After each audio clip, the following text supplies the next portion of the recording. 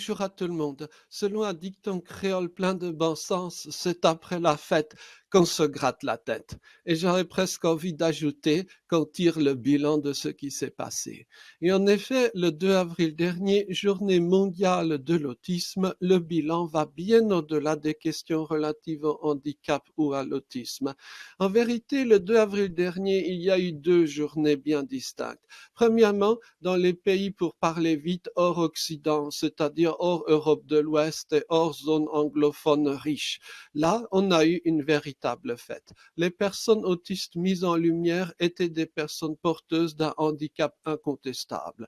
L'implication des familles, des associations a rendu possible de formidables rencontres. Des associations en Afrique, en Asie, ont réalisé des vidéos qui relatent la richesse de ces rencontres humaines avec un subtil mélange entre différences humaines, références religieuses et joie de vivre. Dans les pays occidentaux, ambiance radicalement différente, en vedette des personnes dont l'autisme est tout aussi probable que ne le sont des origines chinoises chez votre serviteur. Un discours aigri, autocentré, moi je, revendicatif au service non point des autres, mais de soi-même.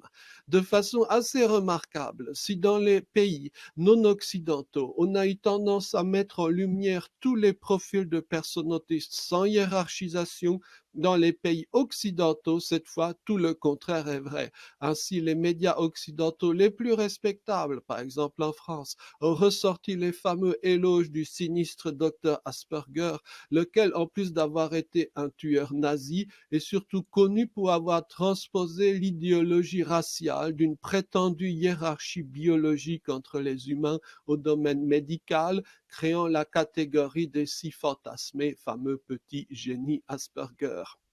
Si les pays non occidentaux ne sont pour ainsi dire pas tombés dans le panneau ou n'ont pas repris ces aberrations, les médias occidentaux, au contraire, semblent devenir de plus en plus friands de ces visions post-nazies de l'être humain, avec l'appui et la présence parfois de la ministre Sophie Cluzel. D'évidence, avoir l'ego chatouillé par une prétendue supériorité biologique est la vertu cardinale en Occident. Une deuxième différence tout aussi triste pourrait être mise en lumière.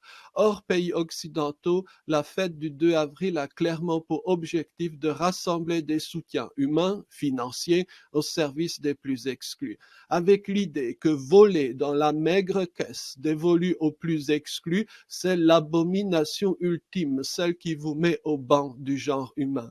Dans les pays occidentaux, au contraire, il y a pléthore de personnes qui ont famille, emploi, études, maison, voiture, et qui sans scrupule aucun se savent copieusement dans la maigre caisse destinée aux plus exclus, tout en gémissant et en réclamant davantage, relayés par les grands médias.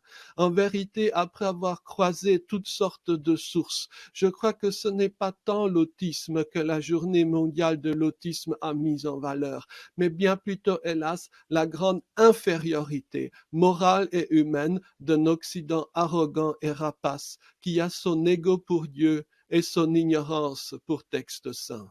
Merci beaucoup. Bonne journée.